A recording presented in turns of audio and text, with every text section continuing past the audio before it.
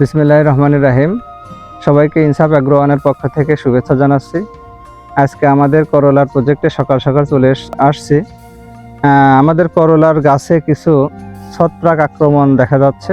সেই ছত্রাক আক্রমণের রোধকল্পে কি স্প্রে দিচ্ছি সে সম্পর্কে আলোচনা করব। আর আমাদের এই স্প্রের কাজে নিয়োজিত আছে রানা। ছত্রাকজনিত কারণে ঠিক গাছগুলো দু একটা গাছের গোড়া এরকম মারা যাচ্ছে। তো এই গাছগুলো যাতে মারা না যায়, প্রত্যেকটি গাছ যাতে এইভাবে সতেজ থাকে, সেই জন্যই আমরা আজকে ছত্রাকনাশক ইউজ করছি। আর এই স্প্রে কাজে নিয়োজিত আছে আমাদের রানা। খুব সুন্দরভাবে প্রত্যেকটা গাছে যাতে সঠিক পরিমাণে ওষুধ ছিটানো হয় সেভাবেও ছিটিয়ে দিচ্ছে। তো এই স্প্রেতে আমরা একটা ছত্রাকনাশক ইউজ করছি, সেটা হলো কেমামিক্স